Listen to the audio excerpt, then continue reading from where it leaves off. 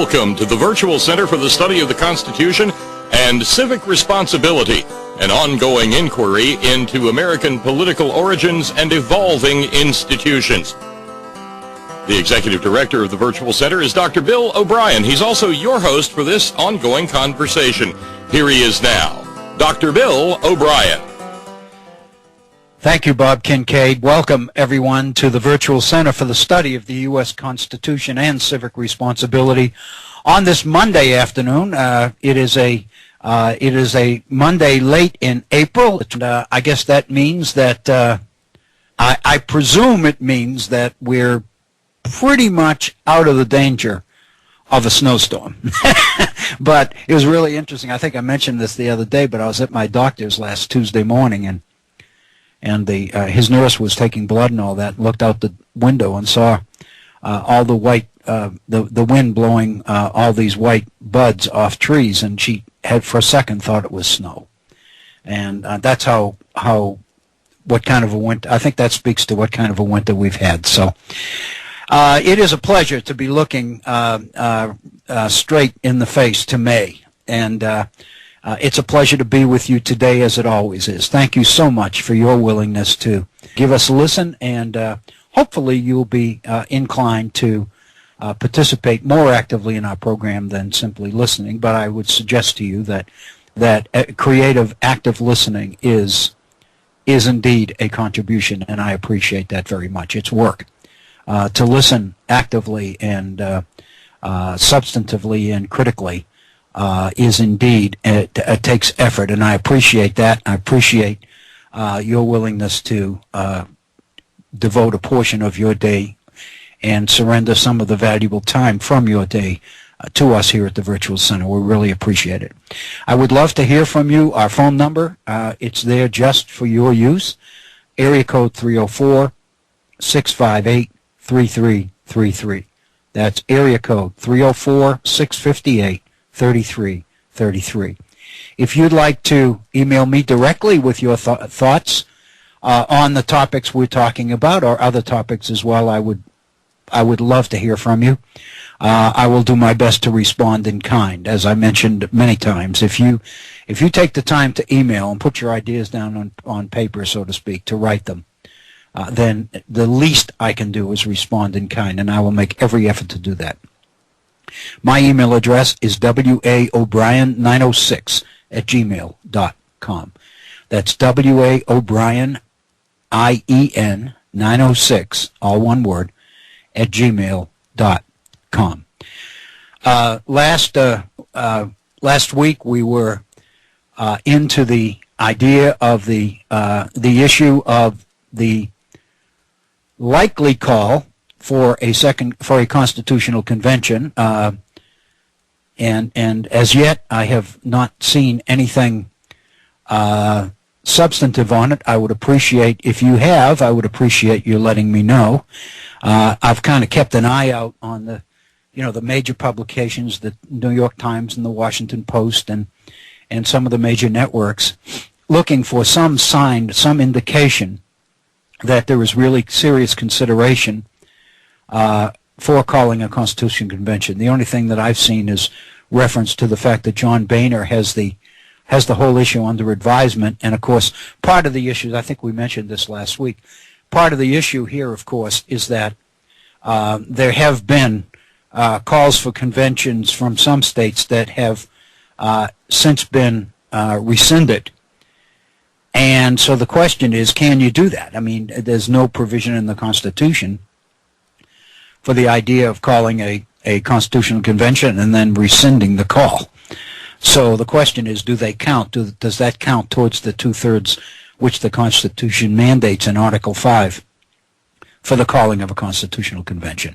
And of course, what we looked at is last week is the more serious aspect of that, and that is that the Constitution of the United States definitely says that when two-thirds of the states request a convention, Congress shall call that convention. So it doesn't seem to offer much option, much wiggle room for Congress to get out of it once the call is made. And in fact, the Federalist paper that we were looking at last week, number 85, which is the last in the series, written by Alexander Hamilton, makes very, very explicit the fact that the Constitution does not leave Congress any option, any alternative, except to call when 2/3 of the states request such a convention. So the only issue that seems to me that John Boehner has any control over, it would seem to me, is whether is counting up the 2/3 of the states. And if indeed there is a determination that 2/3 of the states have indeed requested a constitutional convention, then indeed, according to the Constitution, according to Alexander Hamilton, in Federalist number 85, that convention shall be called. And of course that raises the specter of containing the Constitution to the issue for which it was called.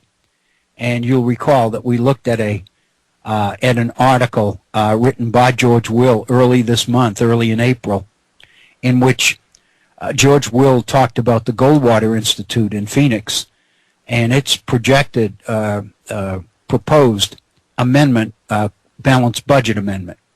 There's absolutely no question that the focus of this call for a convention has been based principally on the idea of a balanced budget amendment to limit the spending flexibility of the federal government, and as a way to take away the federal government's inclination to outspend its income, to operate from a perspective of deficit spending. And that's a very, very popular amendment. It's not only Tea Party conservatives that advocate the balanced budget amendment. Many, many prominent people, progressives as well as conservatives, have advocated some sort of spending limitation on Congress. So there's absolutely no question that by focusing the call for the convention on that particular amendment, it suggests some shrewd political maneuvering, because it indeed is likely that that amendment's going to get a lot more support than even the 2/3. However, the issue is the danger of a convention staying within the confines of the rationale, the reason for which it was called, which in this case is the balanced budget amendment. And the Goldwater Institute recommends a compact among the states, which would limit the duration of the convention to 24 hours. It would identify or target the governors of the states involved as the representatives of such a convention, and that anything that came up in the convention which suggested that the convention was moving outside the bounds for which it was called, then the entire convention would be negated, would be voided, and everything that it had done up to then would be voided. But again, this is a compact, and the question is, who would enforce that? And again, I think the most glaring example of how difficult this is going to be is the Constitutional Convention itself. You may remember, that in 1787, when the Constitutional Convention was called to meet in Philadelphia, the express purpose of the calling of that convention was to revise the Articles of Confederation. No sooner did the convention achieve a quorum than the recommendation was made by Governor Randolph, who was chairing the convention at that point before George Washington was appointed as permanent chair of the convention. But Governor Randolph of Virginia, since Virginia had issued the call, Governor Randolph was issued the charge of convening the convention and welcoming the delegates from the various states. And Governor Randolph made the point at the very opening that there seemed to be a pretty strong sentiment throughout the group that the articles were beyond revision, and that the articles be scrapped and a totally new form of government be placed on the table for discussion and consideration. And that, of course, as we know, was the draft of the Virginia Plan, drafted by James Madison, which again was based principally on his document distributed earlier in 1787 before the convention convened, called Vices of the American Political System, in which he listed a series of major flaws in the Articles of Confederation. So the founders themselves, the actual framers of our Constitution, gave us the example of a convention called for one purpose, and that purpose is immediately shelved, and an entirely new structure of government is on the table. So the precedent that suggests is that it's going to be very, very difficult to contain a convention. And of course we know, because we looked several months ago at the Freedom Amendments, and we know that there are a whole series and looming in the background, just waiting for an opportunity to be put forward. And those amendments, and without going into the details of them, those amendments included things like allowing states to override decisions of the Supreme Court.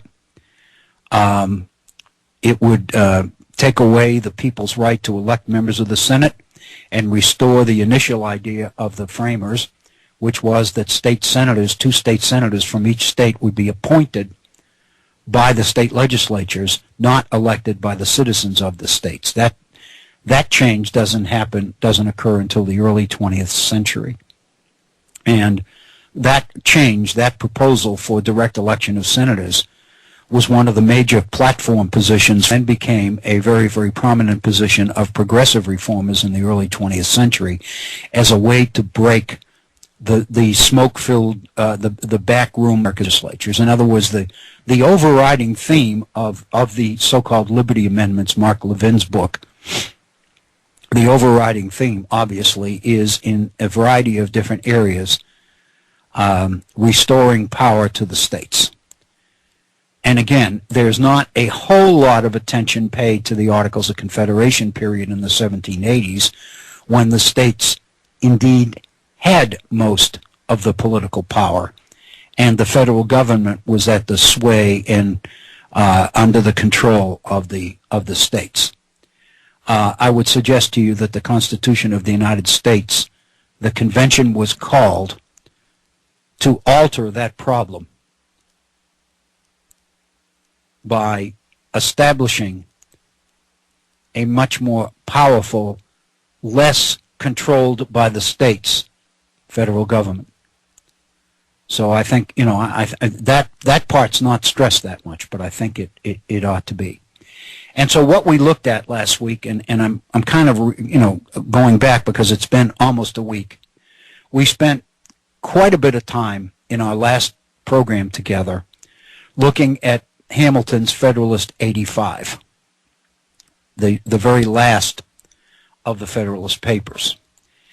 And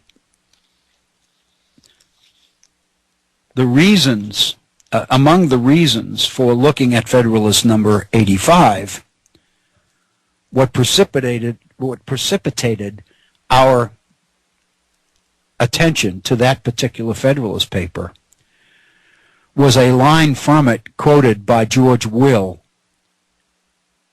in his article in the Washington Post about the calling of a second convention. And specifically, you'll recall that the line in question quoted by George Will was the following: "We may safely rely on the disposition of the state legislatures to erect barriers against the encroachments of the national authority," unquote. And George Will takes that sentence out of context as a way to suggest that the framers were and of course Hamilton being one of the most prominent framers of all, and author of the Federalist Papers, that the framers themselves were aware that it was going to be necessary for state legislatures to control and manage encroachments of the central government. If you take that line out of context, as George Will did, then you can basically interpret it in a way which would suggest that the framers were very concerned about an over-powerful federal government, and they were very, very supportive of the idea of the states being able to control encroachments by that government. When the fact of the matter is, historically, that the calling of the Constitutional Convention was for exactly the opposite reasons: to eliminate the ability of the states to contain the power of the federal government, except under the most egregious circumstances. Madison and the framers in the Federalist Papers go to great lengths to defend the principle of federalism, the idea of sharing power between the federal government and the state governments. Madison, for example, goes to great lengths to talk about the value and the need for viable states. But all of this is designed by the framers to assuage concerns and fears of many people in the nation at the time, that the federal government would be not just guilty of encroachments on state power, but that the federal government, for all practical purposes, would obliterate federal power. And Madison went to great lengths to point out that that was not true, and that this was to be a federal system. And he talked about the benefits in several of the Federalist Papers, the benefits of federalism and the need to continue independent, free-functioning states. And one of the Federalist Papers makes reference to the fact that states would be laboratories for democratic experiments and Republican experiments in Republican government. And I just wanted to let you know you've got a caller. Grant from Portland is on the line for you. Okay, what's the first name again, Bob? Grant? Yes, Grant. Okay, thank you very much. Stand by. Here's Grant. Okay. Hello, Grant. Hey, Dr. Bill. How are you? I'm doing well. Although, when I heard about the Constitutional Convention, just kind of tuned in a little belatedly today, and as you were raising the specter of a Constitutional Convention, my blood ran just a tad cold. Yeah, mine does too. You know, I look at the iron grip the oligarchic forces have, you know, in their current constellation on our federal government, and I can only, in sort of a nightmare, imagine what a Constitutional Convention would be. I mean, I think I'm safe in assuming they would project their power into that process, and we'd have a new monarchy before long. I have the same fear, Grant, and you know, I mean, I think about a Constitutional Convention funded in large part by the Koch brothers and dominated by the thinking of some of the most outspoken proponents, Tea Party proponents, and you know, enemies of the federal government. I think we see the situation going on in Nevada now. And you know, and it does frighten me. And the point that I was trying to make in last week's program and this review of it was the fact that the founders themselves, and that's really the major theme of Federalist 85. Hamilton himself closes the Federalist Papers, the very last one, by warning against those who would undo the work of the convention by finding a way to get a second convention called. Right. And his argument is that the founders, you know, the framers were right when they left Philadelphia in September of 1787. Franklin closed the convention by saying, that this thing isn't perfect, but it's the best we could do, and we've spent 3.5 months doing it. And to assume that you could get the states back together again in convention without undoing everything that we've already accomplished, the framers believed was totally naive. So Hamilton's last Federalist paper was a warning to the nation to beware of those who would seek a constitutional convention, because once it's called, everything is back on the table again. Right, so it starts with a ban on Sharia law, and it ends up as a... I could just see them doing it. Oh, I'll tell you. And the fact that the thing that bothers me as much as anything is that nobody's talking about this. Everybody's writing about it. You can find a lot of correspondence and snippets here and there and articles and everything else. But nobody on the national level is speaking out about this. But the fact of the matter is, Michigan, earlier in April, became the 34th state to request the convention. Wow. And the Constitution says in Article 5 that when 2/3 of the states request a convention, Congress shall convene such a convention. So it doesn't really leave any option. And that's what Hamilton points out in Federalist 85, that the Constitution really doesn't give Congress any option except to do the bidding of the states when 2/3 of them request a convention. And we're at that point now. So it looks inevitable that they're going to cruise us into one, basically. It's really scary. And what I have been trying to do is alert people to exactly what this means, and to go back to the founders and talk. I mean, the reason that Madison changed from opposition to support for a Bill of Rights on the Constitution was because the absence of a Bill of Rights was being used by opponents of the federal government, of the Constitution, as a way to convene a second convention. And Madison realized that if ever a second convention was called, that was the end.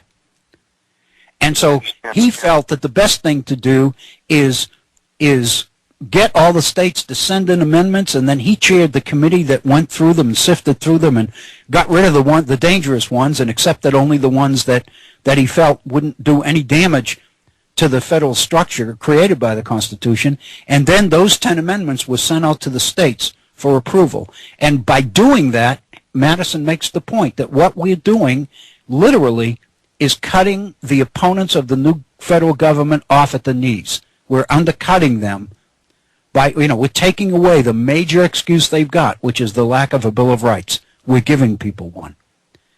And so, Madison and Hamilton both are on record as making clear that the greatest danger to this union created at Philadelphia would be a second convention when all of these things ended up back on the table again.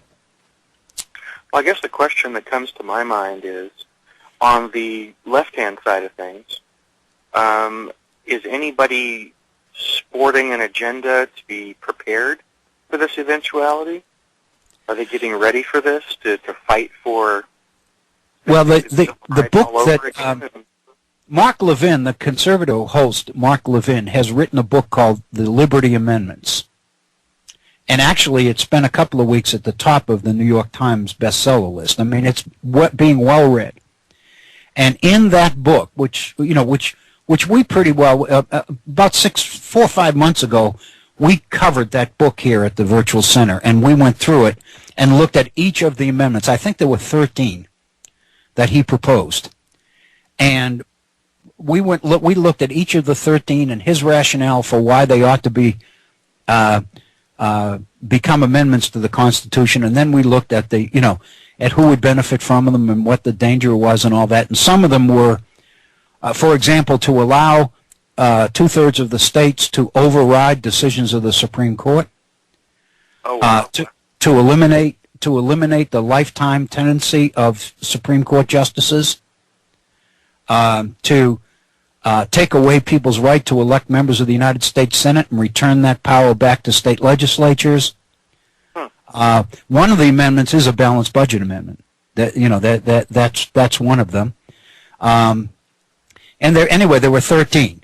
And so it's really a litany. It lays out pretty well what the extreme right-wing agenda, political agenda, is for this country if the convention is ever called. And so that in my mind is the agenda. Right. And those that are pushing hard for the calling of a second convention. You can, if you go online and just Google Mark Levin's book, you will see pages of laudatory comments by some of the most prominent conservative right-wing people in the country. You'll see Rush Limbaugh and excerpts, audio excerpts from interviews that Mark Levin has had on conservative talk shows and various other things, interviews on the book and how he did it and why he's doing it. And it's very obvious that the ingredients of that book are very, very well known to the leaders of American conservatism today. There's no question. What's not happening is that the media has not picked up on the threat of the convention. And I think you're right that the fact that you were surprised when we started talking about the likelihood of a call of a convention is the point. I think most people have no idea. And I don't think that's an accident. I don't think they want to inflame public opinion until it actually happens. Because I think they're concerned. They would be concerned about a backlash.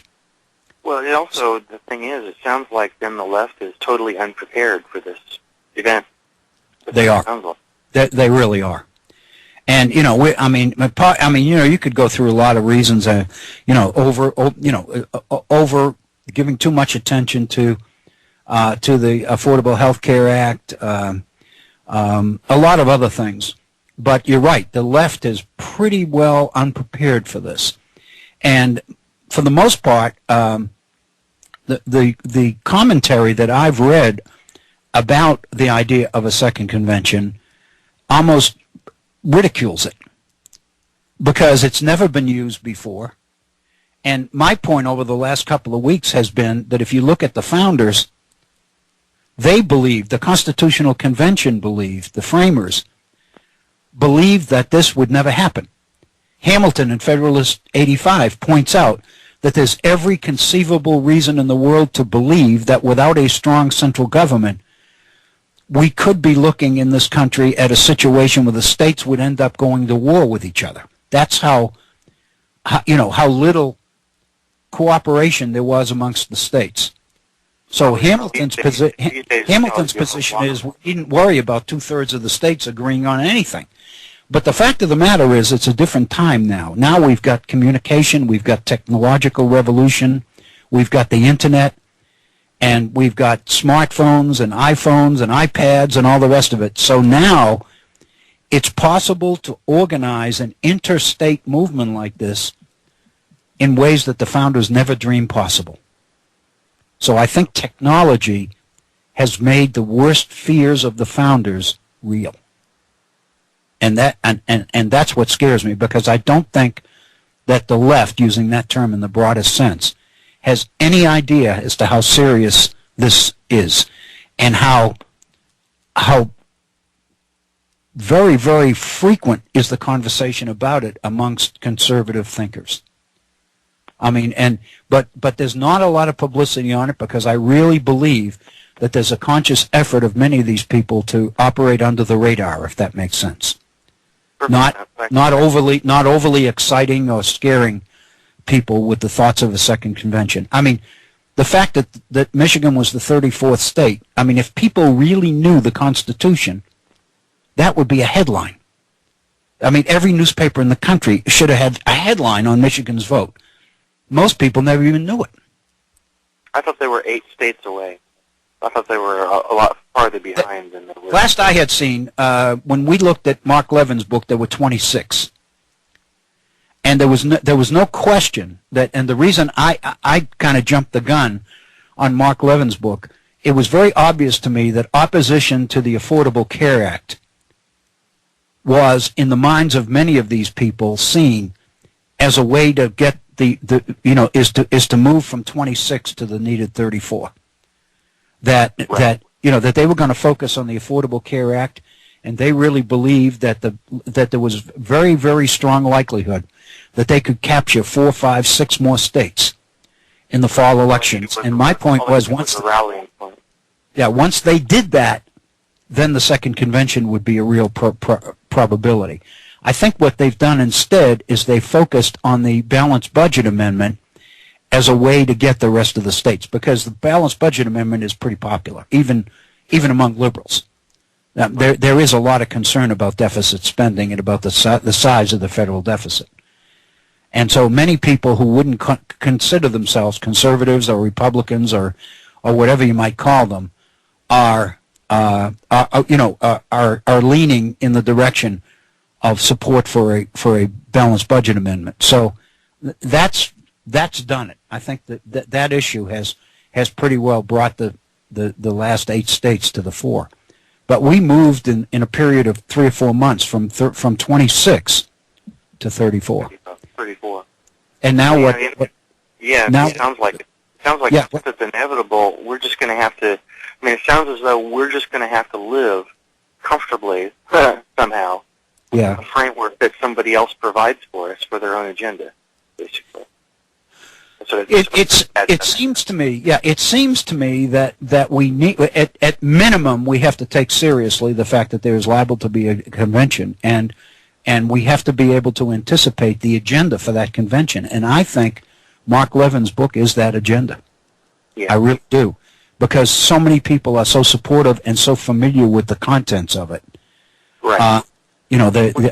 I've seen he's been on twice with Sean Hannity, once on TV and once on the radio. Right.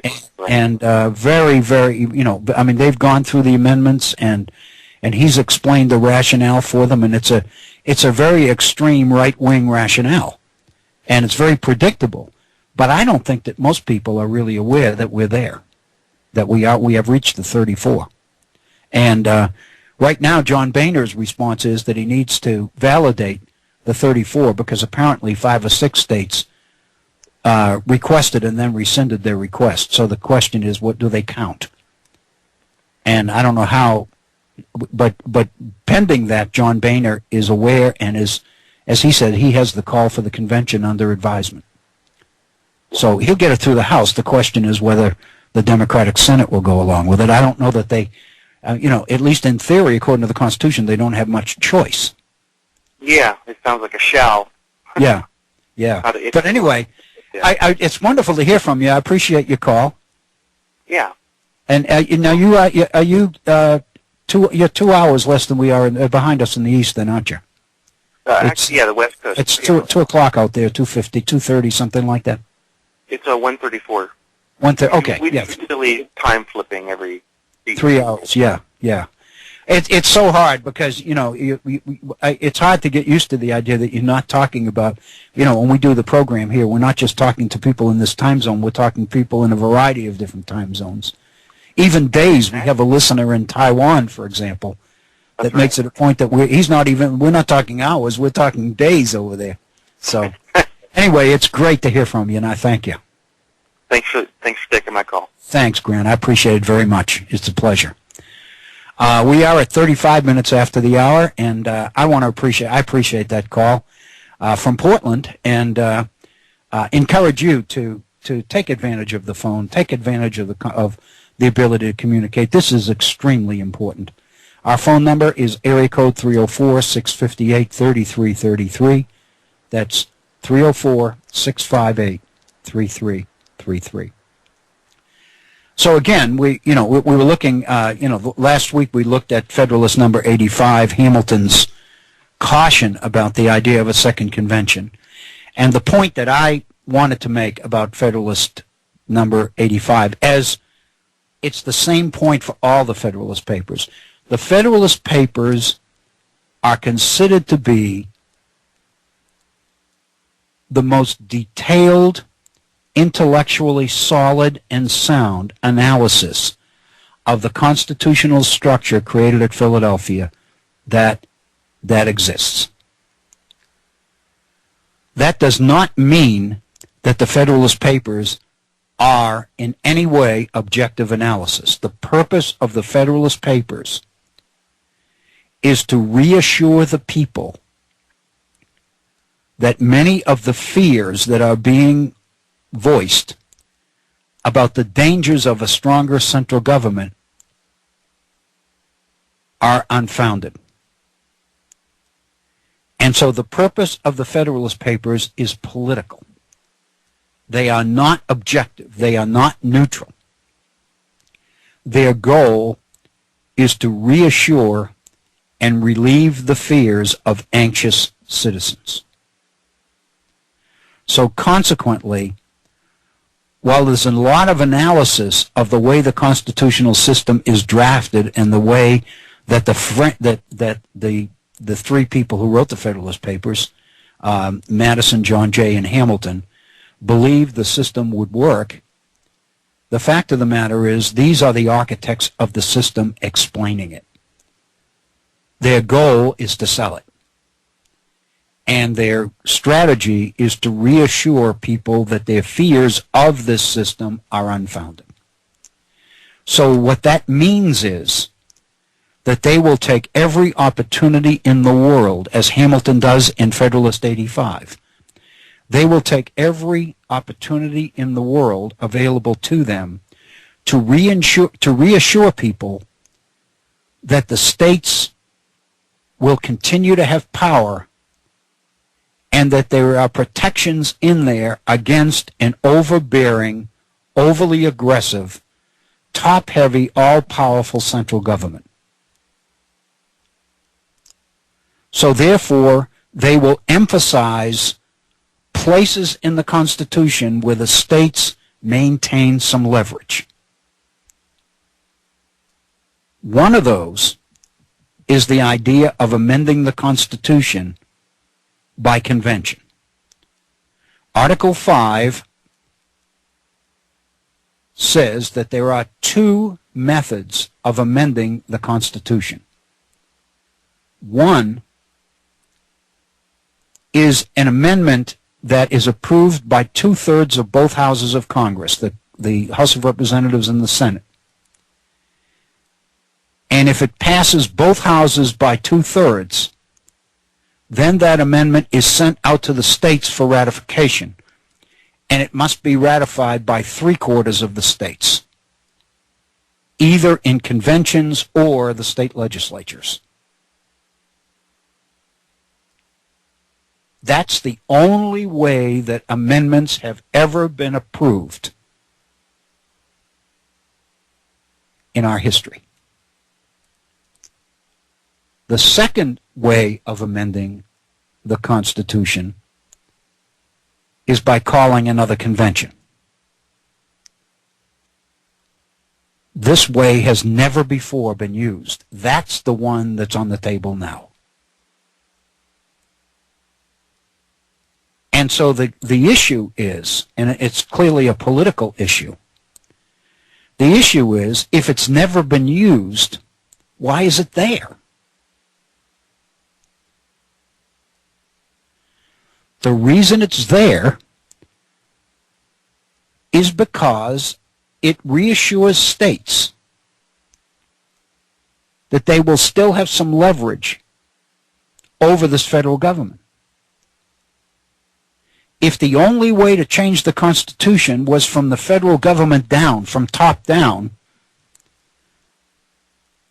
then many people would probably believe that substantive change to the Constitution was not likely, since it had to come from the people whose job it was to implement and enforce it.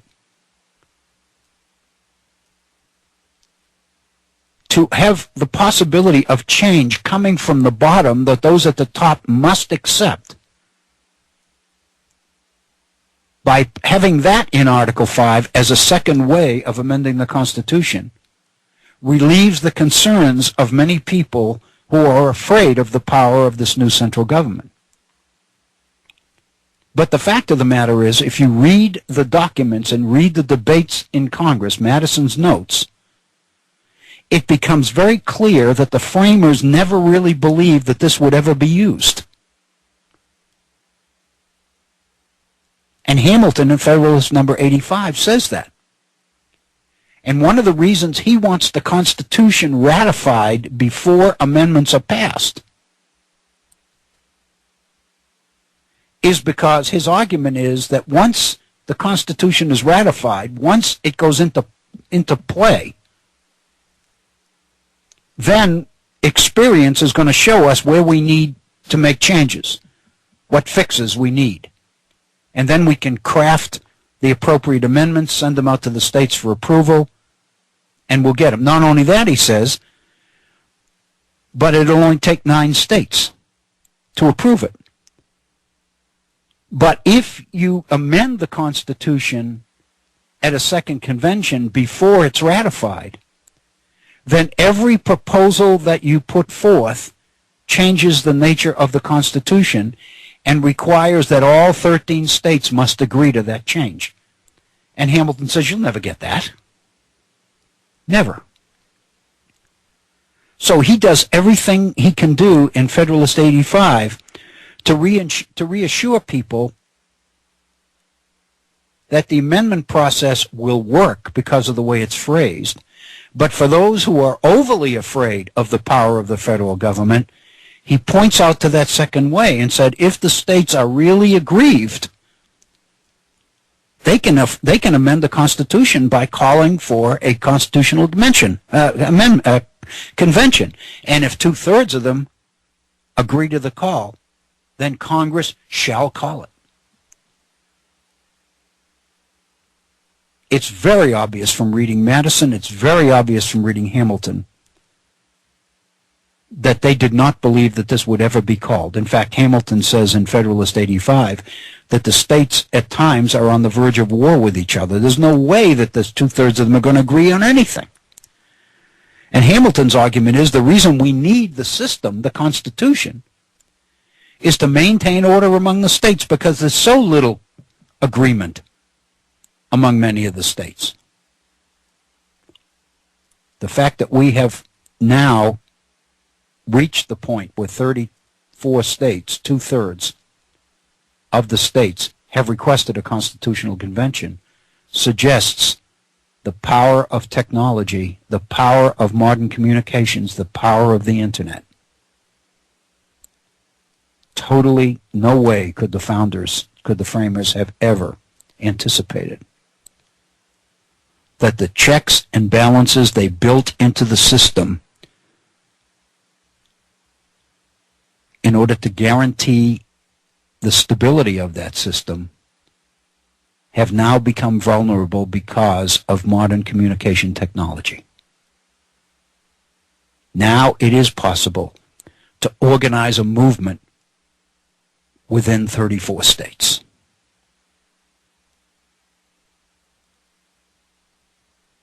I would suggest to you that the Constitution of the United States is vulnerable. And intellectuals on the left need to be about addressing this challenge. I would suggest to you that with the exclusion of Bob Kincaid and the Head-On Radio Network, I don't see a whole lot of fear on the part of most of the literature up until 5 or 6 months ago. Dismissed this as ridiculous and dismissed the people pushing it as loonies.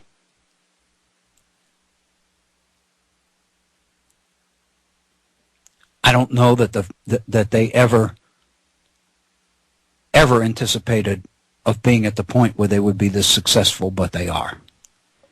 We know with the recent Supreme Court decisions in McCutcheon and earlier with Citizens United in 2010,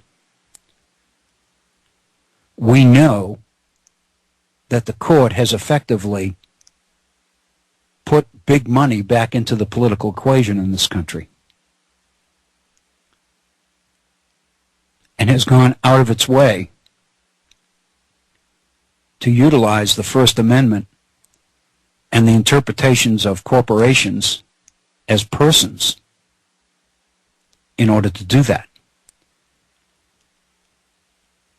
So we know that big money and influence is packing a political crunch in our political system, in the way we do business in this country, in ways that it never has before. I would suggest to you that the amount of money that can be put into a political campaign, in my thinking, is a concern. But compared to the convening of a constitutional convention when the entire document is back on the table, I would suggest that on a scale of 1 to 10, 1 being the most dangerous, that's the one. I wanted to share this weekend, because it had been so long since we've been together. It was last Tuesday, I believe. We were required to cancel Wednesday's program. It was a repeat program, primarily because we didn't really have anybody to produce it. Bob Kincaid was on the road that day, and called me in the morning and said, "We're not going to be able to do a program today. I'm forced to be out of the studio." And I will tell you that we had a wonderful weekend breakfast with Bob, and we talked about finding ways to address that situation should it occur in the future. One of the things we talked about were ways that we can guarantee that we will be on the air even if there isn't anybody in the studio to produce the program, because we can basically put it on the air directly from where I'm broadcasting from. So we're talking about that as a possibility. It's going to require some technical education on my part. I'd like to be able to claim that I'm beyond education, that I've had all I can handle, but be that as it may, we're going to give it a try. So stay tuned, because we'll probably be proposing some changes. But this weekend, because of the Federalist 85 and the number of days between programs, I kind of sat down on Saturday for an hour and kind of put together what I thought was a kind of a review or a rehash of the significance of Federalist 85. I might tell you, by the way, that when we were first talking about the virtual center and the idea of a program like this, one of the things that I had suggested was actually going through the Federalist Papers from 1 all the way up to 85 and doing this. You know, putting on the air of each and every Federalist paper.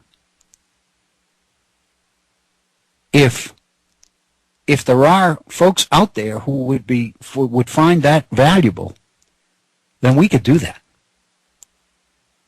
We could take 1 day a week and devote it to that, and then build a couple of other programs each week around it, so that the entire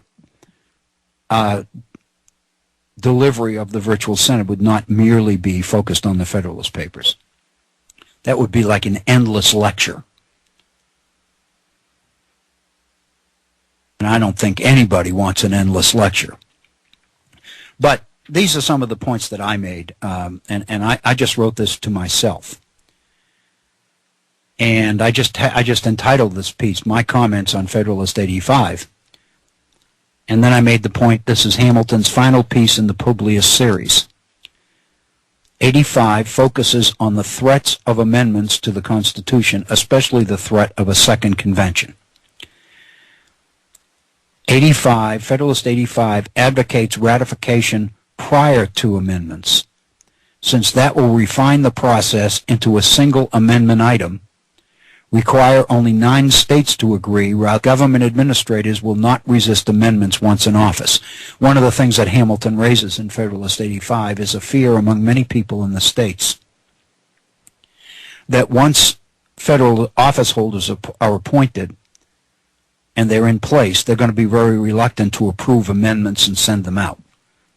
In other words, what Hamilton is addressing in Federalist 85 is the fear of most, that once office holders have a vested interest in not changing the system, they will resist change, and there'll be no way of amending. And that's the point at which Hamilton emphasizes the convention strategy as a second way of amending. Even though he doesn't say, I don't expect it to ever be used, but it's clearly implied that that Hamilton doesn't believe that it will be used, but what he's doing here is reassuring people that they needn't worry. Hey, Doctor. Yes, Bob. Could I interrupt for a sec? Sure. And hopefully this will resolve itself momentarily. But I want to go back to something. Oh, this is. Wait. Is that any better? No. Well, maybe it'll settle down in a minute. Okay. I want to go back, and I would like for you to expand upon, if you would not mind. I'll try. The idea that, because you've mentioned that for instance, there's talk of limiting the convention to 24 hours, limiting it to a balanced budget amendment. Right? Did I understand you correctly? Yes. That's what George Will proposes. Yeah. Let's say that a compact, or I'd call it a conspiracy, is entered into to do just that. Right. And I just really want you to sort of take this to its, in terms of rules of procedure, rules of order, even if that were the operative compact that set this thing in, that under which this convention was called, wrapping that at the outset and saying everything's in play? No. Bob, the answer, the short answer from my perspective is no. And again, I think the constitutional convention itself is the best example of that. The states sent delegates there for purposes of revising the articles. Once they get there, the majority of the convention makes a decision, you can't revise this thing, let's just scrap the whole thing. And at that point, some of the delegates left because they felt like they were being asked to do things outside their instructions from their home states. But many of them indeed did stay. The other thing they do is they decide that they will have that their meetings will be conducted in secret, so that the members, delegates, will feel free to say what they think and what they mean, rather than playing to the audience or playing to the media or anything else. So the combination of scrapping the original intent for the call of the convention plus holding the meetings in secret seems to me an indication of a classic example of a situation where those who convened for one purpose were able to decide amongst themselves that they would be better off scrapping that original call and trying to do something else. The other thing, and I thought this may be where you were going, Article 1, Section 10 of the Constitution forbids independent compacts among states. And of course, that obviously is a way to control, to contain potential insurrection. Well, I'm curious about that in itself, and I admit I haven't done the research. I'm having a little bit of trouble hearing you, Bob. I said I'm curious about that, the Article 1, Section 10 issue, simply because there are vast numbers of interstate compacts in this country. We have interstate compacts about driver's licenses, for instance, saying that, let's say, if you get charged with reckless driving in Ohio, it can be points on your license in West Virginia. How are those things constitutional? Well, that's the point, that there are so many exceptions to that most people don't really look at that particular provision in the Constitution as being that much of a hindrance. But there is something in there to discourage independent compacts among states. And of course, the message was from the Confederation period, when individual states were making commercial arrangements amongst each other to the detriment of other states. In other words, states were making independent agreements amongst themselves for trade favoritism and tariff advantages and all the rest of it that they wouldn't be giving other states. And it was in order to discourage that this provision was put into the Constitution. But you're right, there's so many examples of independent compacts among states to honor, well, obviously the 14th Amendment requires states to honor citizenship and say once you're a citizen in every state. But the thinking was that had to be put into the 14th Amendment in order to emphasize it. But I mean, I think there are even deeper problems, Dr. Bill. I'm sorry, I didn't mean to cut you off there. Bob, I agree with you that I don't believe that it's going to be possible to contain a convention once it convenes. Well, I mean, just as a for instance, and my knowledge of the Articles period of American history is almost non-existent. But during the period in which the Articles of Confederation were in force, did not each separate state have its own judicial system?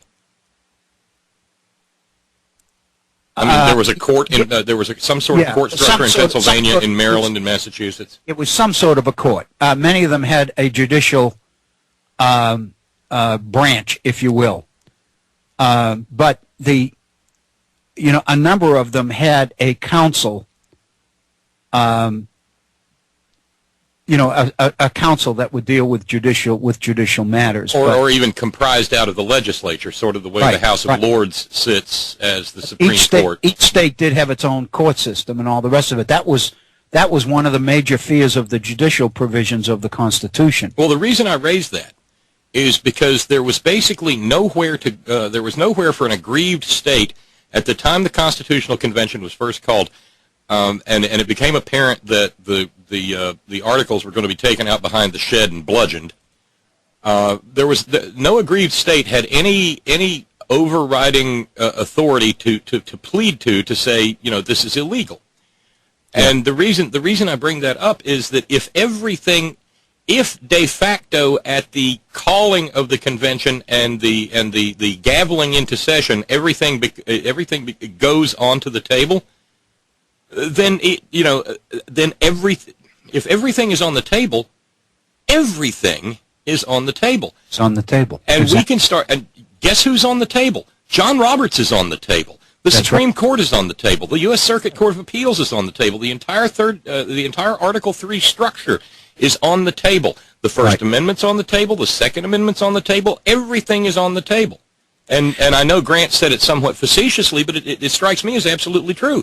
Let's run through that. Let's get that balanced budget thingy in there. And hey, what about Sharia law? And oh my God, Agenda 21 and Benghazi and the Common Core and that's right.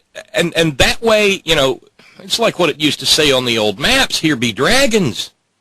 That's exactly right. I don't think there's anything to contain it because there's no power. Who's going to enforce it? I mean, the fact of the matter is, the court can say what it wants, but the fact of the matter is the court doesn't really have enforcement powers.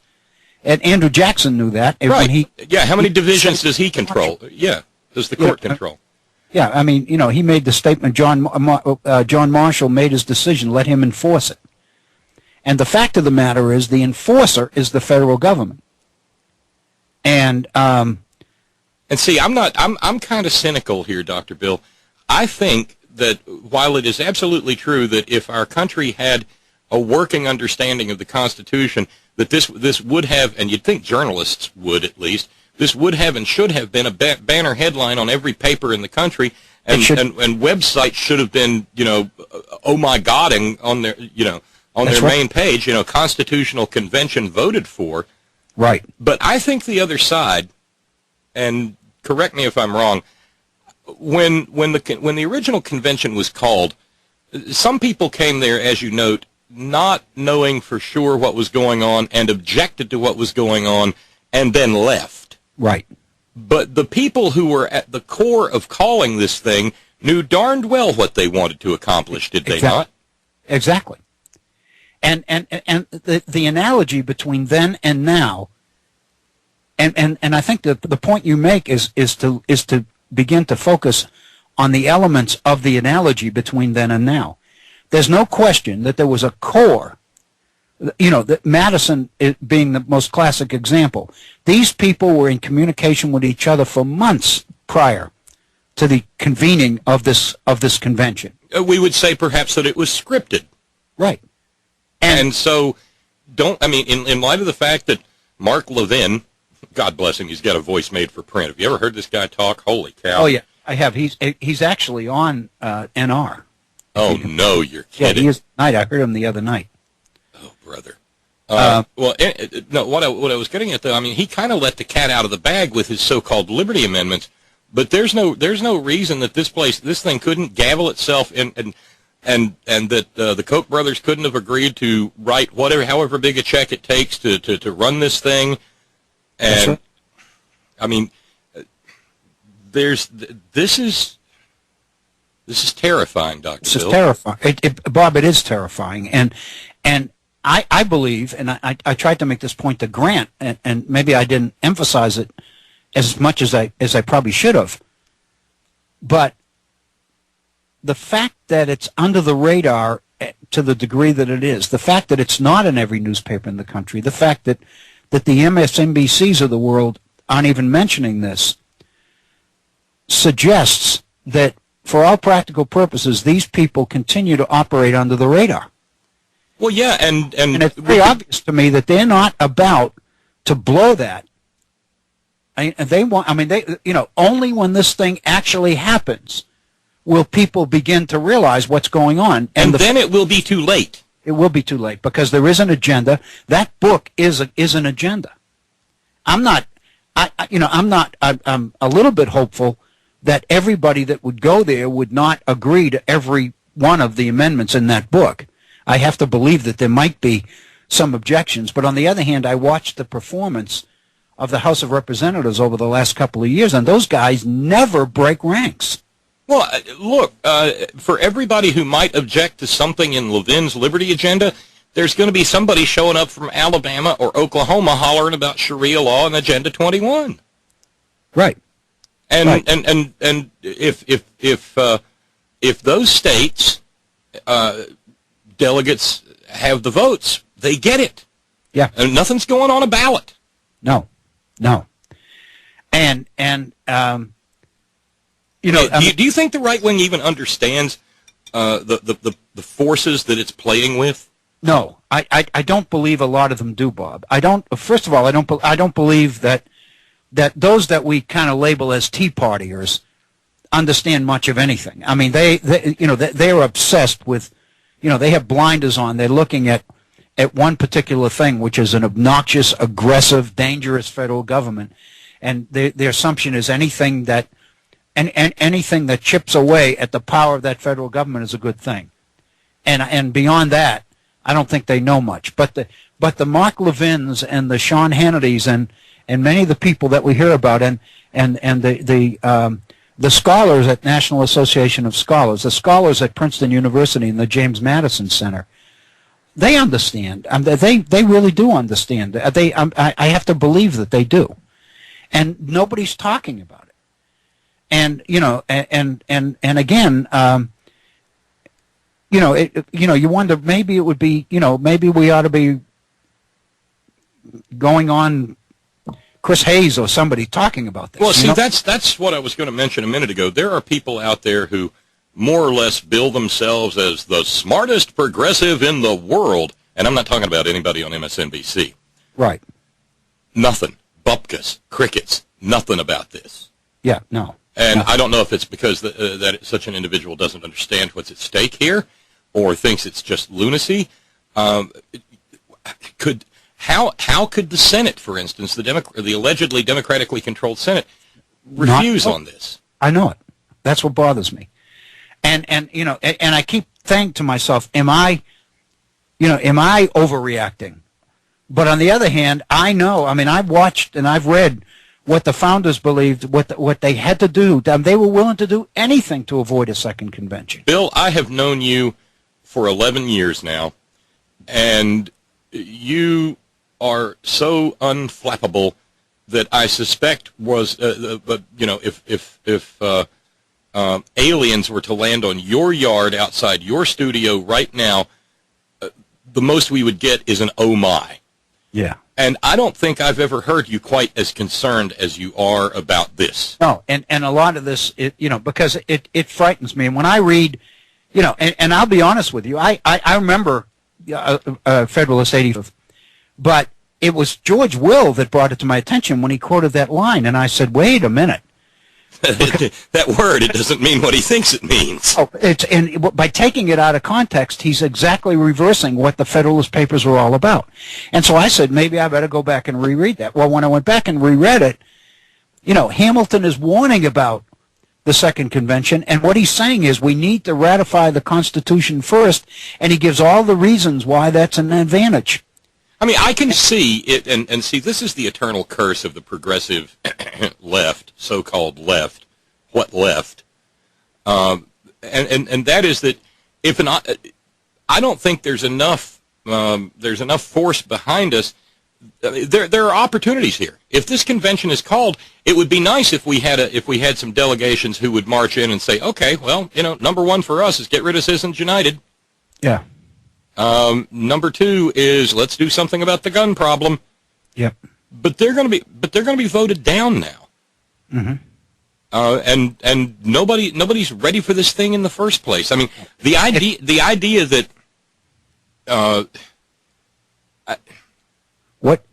Bob, what's going to happen?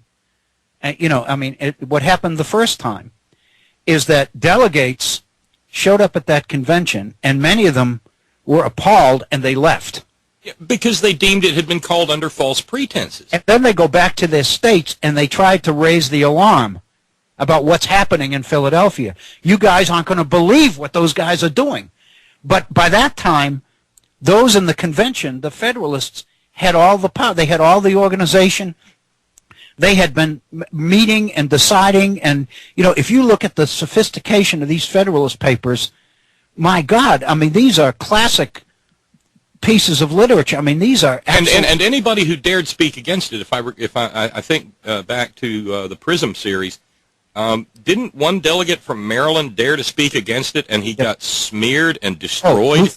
Luther Martin, as a drunk and a maniac. Yeah. And Luther Martin was an alcoholic. He was. Well, everybody was. They were drinking 3 liters of wine a day. He was a brilliant attorney.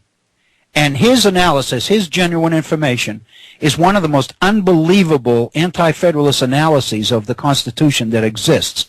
And the only way that they could basically refute what he was saying was to basically attack him because he was an alcoholic. In other words, demean his character, because to take on what he was saying basically gave it life, and they didn't want to do that because what he was saying was so substantive. And and so in a sense, they were more than able to destroy the character of anybody that attacked him if that's what was necessary. The people that made rather shallow complaints, they had all the arguments against them. They were into the present. Imagine a constitutional convention that has the vast resources of an entirely right-wing dominated media structure on its side. Mm-hmm. Imagine Hannity and Limbaugh and Beck and all of their minions and cronies going hammer and tongs at this is finally the way that we can get rid of the filthy liberalism in America. I mean, the right wing has spent since January 2009 worrying about Obama's FEMA re-education camps. Mm-hmm. I think they're worried about it because they'd kind of like to have some of their own, Dr. Bill. Yeah. Well, then you get into the issue of getting back to the Christian roots of this nation and what the implications of that would be. How about English? English as the official language. That's another one of those darlings. I mean, this has ramifications of being, but what the point that I was making is even if people go to the convention and leave and try to raise the alarm, it's going to be people who are opposed to it are going to be scurrying around at the last minute when these people have been laying the groundwork for this for months, indeed years. And that's what I mean. When one of the things that I appreciate about the 1786-87, when they called the convention at Annapolis and only 5 states showed up, and the reason was because many people in the states knew that while this thing was called for commercial reasons, the real issue going on wasn't commercial. And that letter that we looked at, that auto letter back to France, he makes the point in October of 86 that they smelled a rat. They knew already a year, 6 months before the Constitutional Convention, when that Annapolis Convention ended, they knew that there was more going on here than commercial reform, and the states wouldn't touch. Maryland, for God's sake, didn't even go to the convention. It met in its own building. It met in the same building. They knew the fix was in. Yeah, and Maryland refused. They passed a resolution forbidding members of its legislature to have anything to do with the convention that's underway elsewhere in this building. And so, they smelled a rat. They knew that there were these nationalists, Hamilton being notorious as one of them. They knew that there was these nationalists from the very strong enough, the states were too powerful, majority rule was too likely, and they spent every conceivable effort in the world from the end of from the peace in 83 all the way up to 87, getting the convention called. And once it was called, once it was convened, they made it work. And the last thing they wanted was to get the group back together again. Once they got the Constitution through, Franklin made the point and said it's not perfect. Every one of us would change something, but when we leave this convention, we got to send the message out it is perfect. And the fact of the matter is, if experience shows us that it's not, we have a procedure in there for fixing it. And that's what he said. That's the message we need to give back in our home states. It's the best we could do after 3.5 months. If it's not perfect, we'll learn from our mistakes and we'll fix it. And that's the message. And they had that going for them. There's no way that the opponents of the Constitution could marshal up the kind of organized opposition that gave them a chance. That the Federalists were too well organized. And what makes the Federalist Papers so necessary is that New York is at the very end of the thing. 9 states have, are pretty much ratified by the time New York meets, but everybody knows that if New York's not in it, it can't fly. And by that time, they're a year into the thing. The first ratifications are in October, and so by the time you get to the next August, which is when the Federalist 85 appears in the middle of August of 88. They've had a year to work on they've heard all the arguments. They know, they've got a standard response to every conceivable argument that can be made. Not only that, but they basically besmirch the reputations of the people opposed to it. And what they claim is these people are just looking out for their own self-interest. It's all self-interested politics. These people had made political careers in their states, and now they're afraid that their political reputations and everything else are going to take a beating. Yeah, and let's remember that some of the many things that are desired by people like Levin, one of the things that they would actually like to enshrine in constitutional law. Bob, you say it's so. No, I'm sorry. One of the things that they'd actually like to enshrine in constitutional break. Do you want to take a break, or okay. We'll take when we finish? Okay. I want to make you finish your point. Well, no, even the idea of a balanced budget amendment, I find horrifying. Yeah. Because that would be the means by which these Tea Party extremists, these civil cold warriors, as we might, I've been arguing for 2 years. There's a cold civil war going on in this country. Yeah. And I think this is proof. But even a balanced budget amendment would provide them the means of getting rid of Medicare, Medicaid, Social Security, unemployment compensation, and hey, how about the Department of Education? They've had a bee under their bonnet about that for and fluoridation. I mean, there is no end to the No. to the lunacy, to the right-wing lunacy that can be tucked into a balanced budget amendment. That's right. I mean, you could even because again, there are going to be no rules. And most of the services that government that has been provided to citizens through the history of this country have come from obviously the big one being the abolition of slavery. Jim DeMint to the contrary, but yeah. 14th Amendment citizenship. The federal government has been the agent, and so by demeaning the federal government and basically starving it into submission, you take away, with a balanced budget amendment, you take away the opportunities for the federal government to right the potential wrongs that this nation is going to be experiencing. There's no solution to them then, and you're right. That's what a lot of this is about. But again, I think the balanced budget amendment, because of its popularity, has become the vehicle for getting the convention called. But I don't think the balanced budget amendment is the issue at all. Yeah, it's a stalking horse. Yeah, exactly. And once the convention meets, then somebody's going to make the point and say, look, there are a lot more problems in this country than balancing the budget. And at that point, that's going to be it. So I agree with you, Bob. It does scare me, and it bothers me even more because so few people are worried about it. So few people even know it, and so few people understand the Constitution well enough to know how serious this threat is. Well, I can tell you for certain, Bill, that I get oodles of emails every day of people pitching ideas, potential guests for the program, that kind of thing. Yeah. In the time that you've been talking about this, we're between because you started talking about it a little bit during the Citizens United McCutcheon discussion, and then last week, and not once have I seen a single email come into my email box that even mentions this. Mm-hmm. The right wing has a very effective PR machine that can get traction for virtually any issue they want, and they're not doing it either. That tells me that your suspicions that this thing is already fully formed and ready to roll out, that tells me that you're correct. Yeah, and the poor little left is just, but what about the Venezuelan Vestal Virgins? We're just lost. We're lost balls in high grass. We're playing checkers, they're playing chess.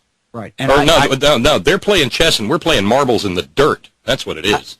I really think the example of the founders is the framers of how they got this Constitution through is the best example you can get of how this is working. I mean, and again, I'm not saying that they're taking they're going to the 18th century for their playbook, but the fact of the matter is, circumstances are very, very similar, and the strategies are very, very similar, and that's what bothers me. The fact that nobody is alert to this. You see letters back and forth, and people suspecting that something's going on, and many of the people that ought to know better poo-poo this like, just dismiss these people as crackpots, as right-wing crackpots. They are, and I'm very familiar with Saul Alinsky, and Saul Alinsky's argument is the best way to pull off a revolution is to use the system that people believe in against them, because people who believe strongly enough in something don't understand it. They don't know because they've got their beliefs to buoy them. Vulnerabilities are. Yeah, they've got their beliefs to buoy them. They don't have to have an intellectual appreciation. They can just believe. These people who are out to change know this system, and they know where it's vulnerable, and they know how to get at it at the points at which it's vulnerable. And this is one of the most vulnerable places, is this convention. Not to point out that this is the point at which the framers themselves were most concerned. I mean, Madison's whole thing about the majority faction and the reliance that he placed on the fact that they'll never be able to organize. And if it looks like they're trying to organize, then we can always basically pull the rug out from under them by making concessions, and that's what he does with the Bill of Rights. You know, I mean, most people get offended when you talk about the Bill of Rights as being primarily a political document, but from the people who drafted the Constitution, it was. They, as Madison said, we're not after people's rights to a free press or any of that stuff. That's not really the issue here. The issue is power. That's what it's about. And so basically, if you look at his, I mean, he got 235 amendments submitted, and he basically whittled them down to 12, sent them out, and 10 of them were adopted. And he eliminated all the ones that were really materially dangerous to the Union and to the power of the government.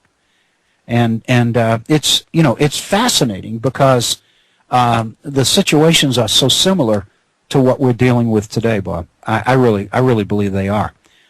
You know, again, I'm almost guilty, and I really want to thank you for calling, but you know, for getting on. But you know, I had this feeling about, am I beating this to death? You know, should we move on? You know, but I don't know. Well, if I get a vote in that consideration, Dr. Bill, I would say no. You're not beating it to death. No, you shouldn't move on, because when only one person is hollering that the roof is on fire, sometimes you have to holler that a little bit for a little while before the neighbors go, "Hey, roof's on fire." Yeah, exactly. Yeah, yeah. And then they realize that their roof is in danger. You're not the only. I mean, you alerted me to this, and you know, when you were talking a few months back about the Levin business, I was kind of reading along with you, as it were. With, you know, just in sort of shock and stunned horror, because the agenda of the right wing really is to completely disassemble the United States of America as we understand it. Right, right, and one of the best criticisms of Mark Levin's book when it first came out that I read basically pointed out that as much trouble as we've had in this nation getting one amendment ratified at a time, the naivete of people like him who believe that we can get 13 ratified, don't worry about it. But nobody considered the possibility of the convention except him. And he's been talking about the convention as being the way to do this. And the opposition that has built around, I believe, the opposition that has built around, against President Obama, and especially his health care plan, has allowed the takeover of these states to happen so much more rapidly than I think any of them could have anticipated that would happen. And let's remember that that whether it's Americans for Prosperity and the Kochs or the Heritage Foundation or Cato or AEI or CEI or any of these right-wing think tanks, they have huge war chests. Yeah. I mean, there was a news story out a couple of weeks ago about the millions of dollars that these foundations have poured into Glenn Beck, into Rush Limbaugh, and into a lot of other ones. And it is through a concerted effort that these think tanks put together that they decided to quit fooling around with the federal government and said, hey, it'll be cheaper and easier just to take over the states. Yeah.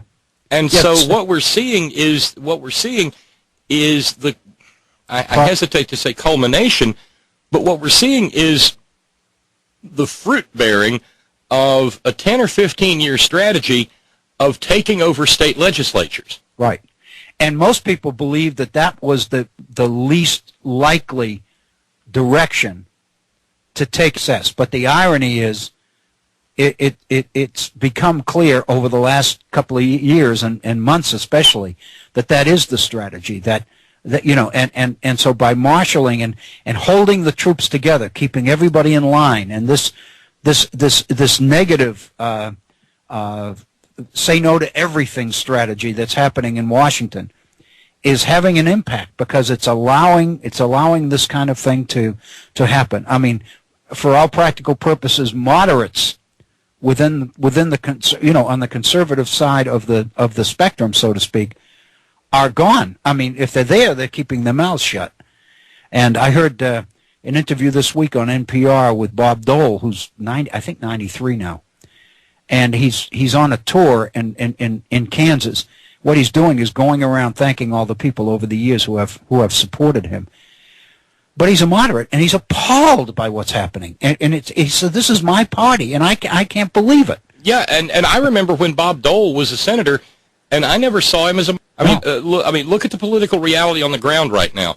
Mitch McConnell in Kentucky, insurrection going on on the right wing of this country, and the insurrectionists have the momentum.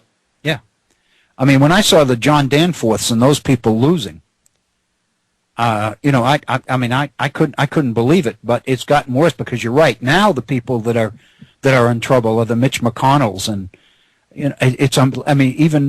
even some of the people like Kasich. Some people are saying they're not conservative enough, and it's really frightening because there's a snowball effect here, and it's happening. And this convention thing, if it ever gets in there with the money behind this operation, Bob, it's going to be very, very difficult. It really is. And downright frightening. I think we ought to. I think we just keep promoting it, just keep banging away at it, because somebody will listen to us eventually. So it's under advisement in the House. Kind of nothing coming out of the Senate. John Boehner didn't make much of a point of it, except that there were some serious questions about a number of states who rescinded their original call. And of course, the question was raised whether there's no provision in the Constitution for calling and then uncalling for a convention. How are you counted? Yeah, it's like a do-over in sandlot baseball. So, but that indicates how unaware the states are of what they're doing when they sign on to this. That maybe let's pull that back. No, we made a mistake. And the fact that they really don't know or are unaware of what the implication is, the fact that when they cast their ballot on this thing, they're giving power to a group that has an agenda, but they're not making the people in these state legislatures necessarily totally aware of all that's going on. And I can't believe that the legislatures are dominated by Tea Party. I mean, I can't believe that they're all Tea Party people.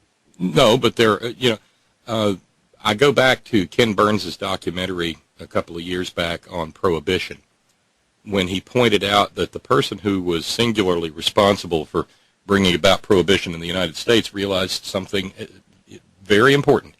He realized he did not have to have a majority to get what he wanted. He merely needed a loud plurality. That's right. And that's what the Tea Party is. And that's what they're useful for. They're screaming, and they disrupt meetings. They disrupt debate. I agree with you, Bob. I think, that this is, and get into the philosophy of it, but there's two levels here. There's the philosophical issues associated with this, but then there's the hardcore political realities as to how you basically make something like this work, how you pull it off.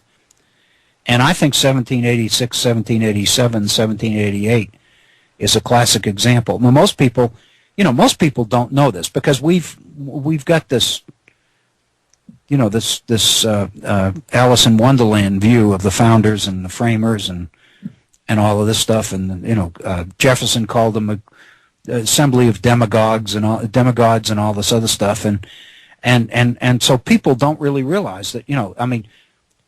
I can remember people would offer courses in the Federalist papers and assume that this is a course in America. This is a course in selling a particular approach to government, but it's not analytical. It's not objective. It's not neutral.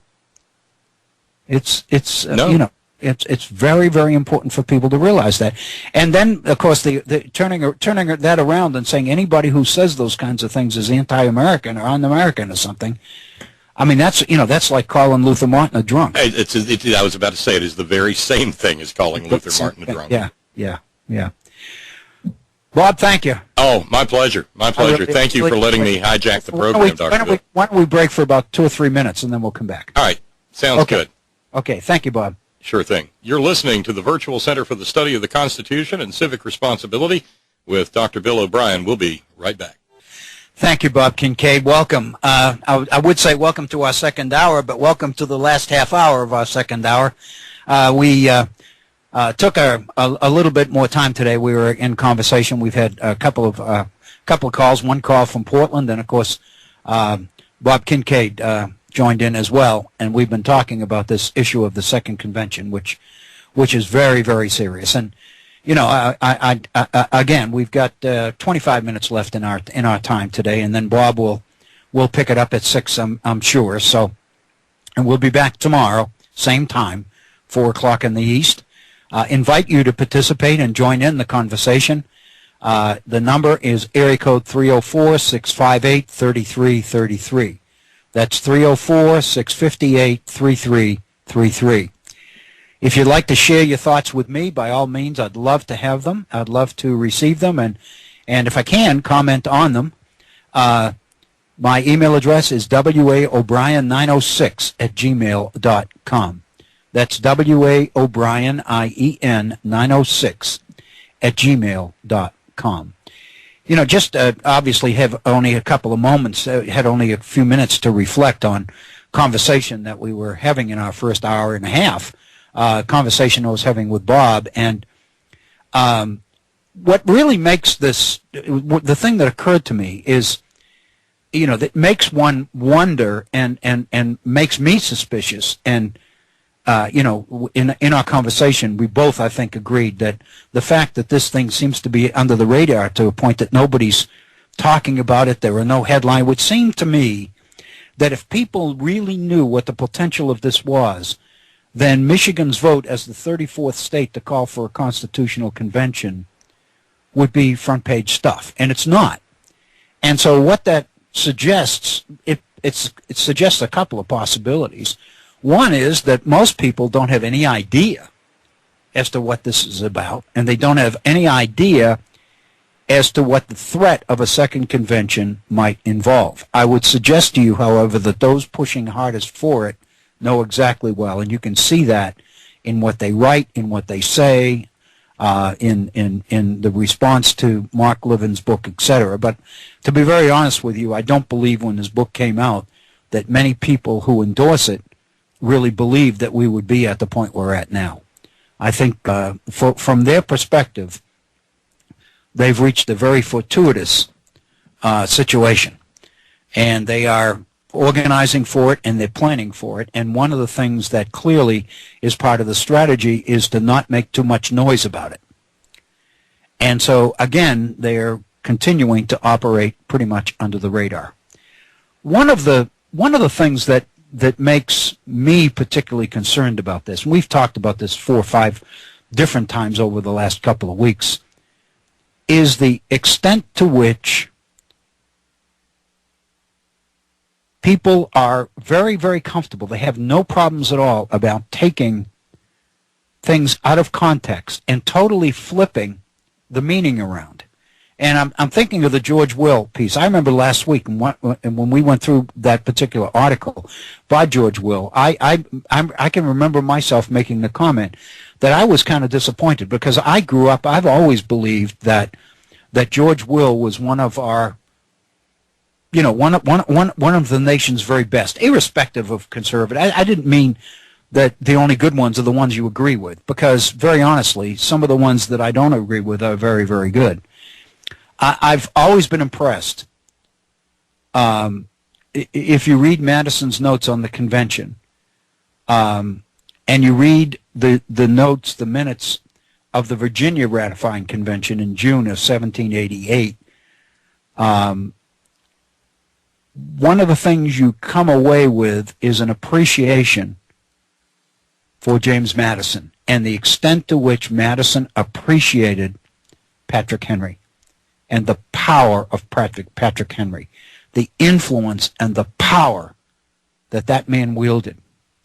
He obviously opposed Madison at every step, on everything associated with the Constitution of the United States.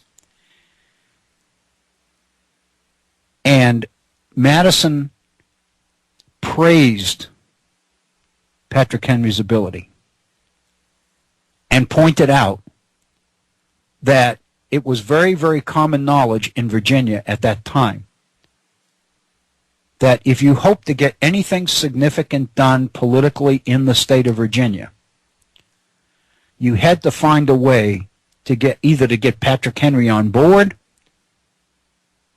or get him to not be interested enough to try to block you. Because if he did, he would. And if he did, and if he set out to do it, he was going to succeed because he packed that much power. And you can see in Madison this tremendous respect for the caliber and the quality of his opposition. I've always taken that. And ever since then, I've recognized that, that it's very dangerous to be, people that say to me, I don't watch any news except Fox News. It's very dangerous to get all your news from one place, no matter what it is. If you get only that which you agree with, you're missing an awful lot. Not only that, but it implies that the quality of the substance is secondary to the particular the particular philosophy or the philosophical or ideological position that it stands for. You're assuming that that's more important than the ability of people on the other side. There are incredibly bright, profound thinkers. People disagree. That, it's not by accident that we talk about this idea of the marketplace of ideas. It's very, very important. You want the people with the best ideas to participate in the discussion because we can all learn from that. And so what bothers me is that we're not having a discussion here. We're having almost moving under the radar, so-called. And what really bothers me about this, and makes me even more suspicious, is the extent to which people are taking things out of context and flipping it around to take, of all people, for George Will to take a sentence from a paper written by Hamilton and try to suggest from it Hamilton's recognition that we were safe from an overbearing, powerful central government because we could always rely on the states to do something to prevent them from being successful. To believe for an instant that Hamilton would say that, of all people. There are letters from other delegates at the convention who point out that Hamilton, in many ways, was a monarchist. And the argument was he supported the Constitution only because he believed it was the strongest government that we had a chance of getting away with. But he didn't believe it would be successful because he didn't believe it was powerful enough. And to take a line from him and try to use it in defense of state power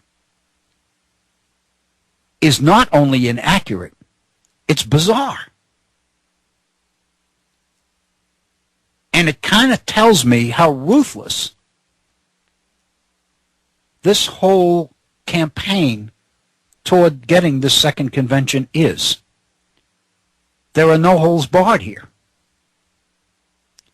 And the fact that this kind of thing happens from intelligent people leads me to believe that there's more going on here than meets the eye, and that's what bothers me. I don't think our concerns are at all misplaced. When Bob called, we were about an hour ago. We were talking about. I wanted to try to put Federalist 85 to bed, so to speak, and so we wouldn't have to go back to it tomorrow, and we can kind of pick up from there. Part of the reason I needed the 2 or 3 minute break at the bottom of the hour was to refill my coffee cup. So I apologize for that, but it keeps me going, I guess. I got to admit it. Anyway, these are kind of my notes on 85 because I wanted to begin with this today so that we would, as a way to review what we did last week without spending all of our time reviewing. And so what we were pointing out is Hamilton's argument that in Article 5, Congress does not have any prerogative, according to Article 5 of the Constitution, which says that when 2/3 of the states ask for a convention, Congress shall call such a convention. And then, these are, again, my notes. The key point, however, is that Hamilton does not believe that this method of amendment, convention called by the states, would ever be used. In fact, he projects military buildup and prospective warfare between states if ratification is not successful.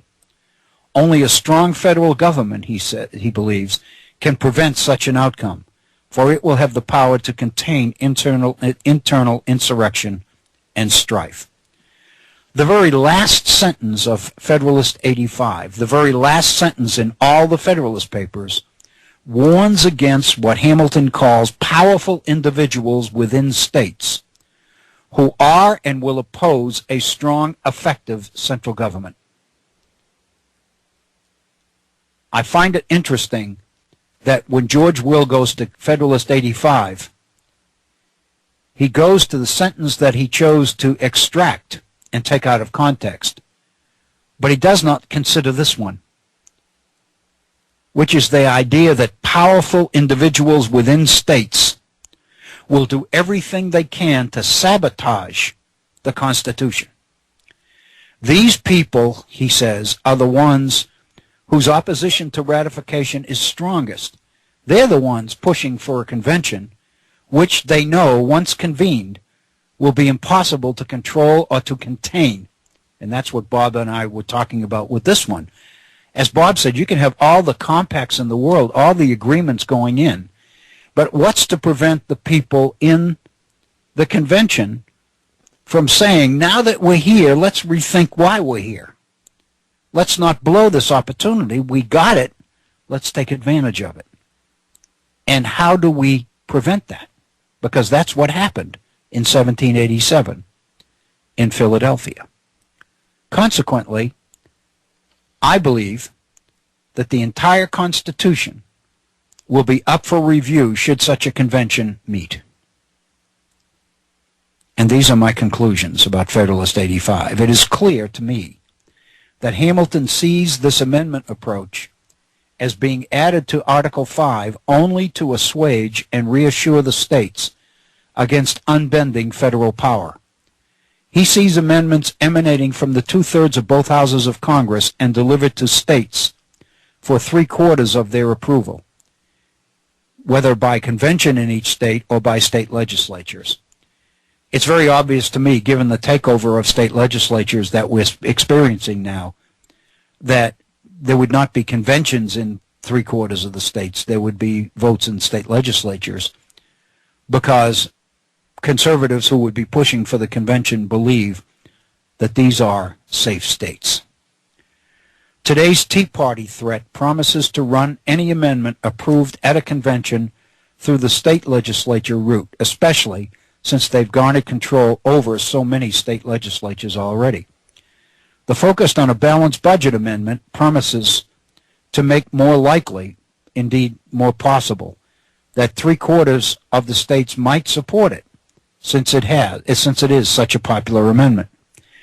But the danger is to confine a convention to this one item even when it convenes. The Goldwater Institute's idea of a compact among states sounds good, but there's no way to prevent a runaway convention, and that's the fear. And it's not my fear. It was Hamilton's fear. It was Madison's fear. Madison flip-flopped and began to advocate and support a Bill of Rights, mostly because he saw the absence of a Bill of Rights in the Constitution of the United States as the excuse that opponents of the Constitution were using to try to defeat it namely, get a constitutional convention called a second convention, which would approve amendments to the Constitution before the entire package is voted on. Hamilton, Madison, and the rest of them believed that if you ever got a second convention, everything achieved at Philadelphia would be lost.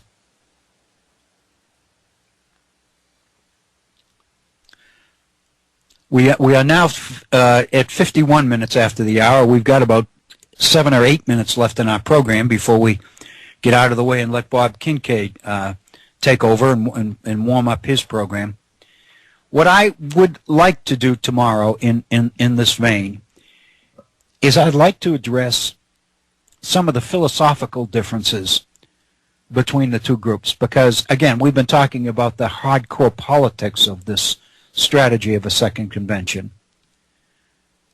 But it seems to me a lot of this is grounded in ideological interpretation of the Constitution, of the Declaration of Independence, and the rest of it. I think there's a lot to be learned here.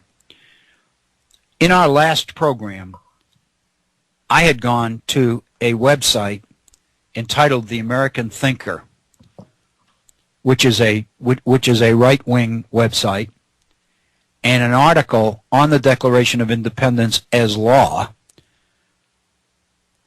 by one Ronald R. Cherry.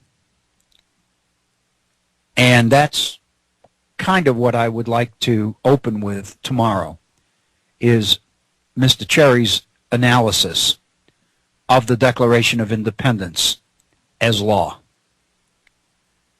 as what he called declarational law. And the reason for it is because of the actual history of the Declaration and the writing of it itself. I think it's very significant. And for a long time, there has been an assumption that Jefferson's Declaration of Independence pretty much adopts John Locke's philosophy of state of nature and natural law. The idea of the protection of property and individual freedom in the state of nature and all the rest of it. I'd like to get into some of that philosophical issues, but always keeping in mind the overall picture of the looming second convention, because I think that is very, very significant. What I am hoping to be able to clarify a little bit, and I have to say that a lot of this is ideological, a lot of it is philosophical. And, very honestly, some of it stretches me. I'm trying to figure it out as much as I can, but the fact of the matter is, a lot of this, in a lot of this, you're dealing with people who have a very strong conviction, a conviction that is so strong that whether in fact what they're advocating makes sense or not becomes secondary. They are almost asserting its truth, whether in fact they're able to support that as truth or not. And one of the issues, it seems to me, that I think all of us need to address is the relationship between the Constitution of the United States and the Declaration. Because ideologically, it becomes absolutely critical to theorists of the right to link the Declaration of Independence and the Constitution as two wheels on the same vehicle, if that makes sense.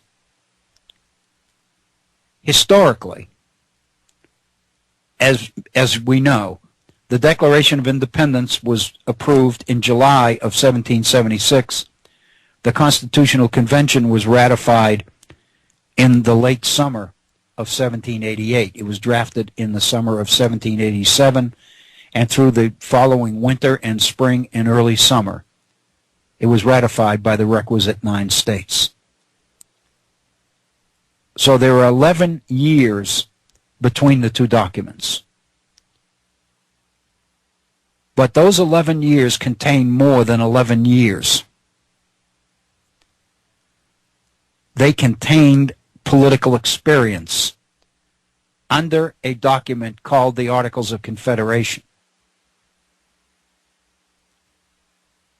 And so the circumstances of the Confederation is what produced the Constitution of the United States. To argue that the two documents are linked and that one logically followed the other, as if there was some sort of a prearranged plan, violates history. History does not validate that approach. But ideologues who are advocating for substantial constitutional change in America must make that point.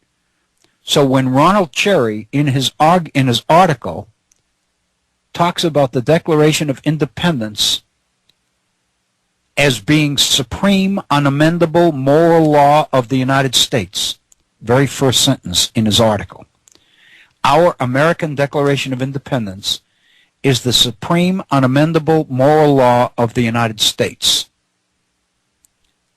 While our Constitution and Bill of Rights are the greatest secular laws ever written, it must be acknowledged that our secular Constitution has a sacred mandate, the Declaration of Independence.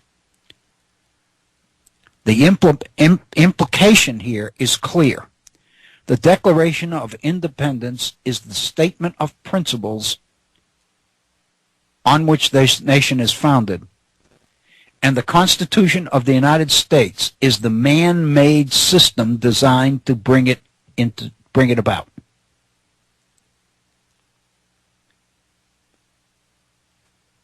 That sounds logical. It sounds like it makes perfect sense.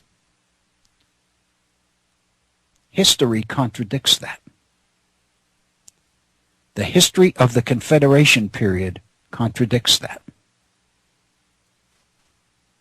The Articles of Confederation is the political system adopted in conjunction with the Declaration of Independence, not the Constitution of the United States. But what we are experiencing are those who claim and wish to assert otherwise. We need to look at that. We are now at 58 minutes after the hour. We're going to bring today's program to an end and give Bob time to start up his program and get ready to go. And we had a visit with Bob today for a good portion of our program, so I'm kind of guessing that Bob's already fired. And I plan to turn on the first few minutes before I leave studio and listen to him as well. I want to thank you for listening. I want to ask you, please join us again. We'll be back tomorrow, same time, same place, headonradionetwork.com. This is Bill O'Brien for the Virtual Center for the Study of the U.S. Constitution and Civic Responsibility. Thank you so very much. Be safe. We don't want to lose anybody. We need all of you. Thank you.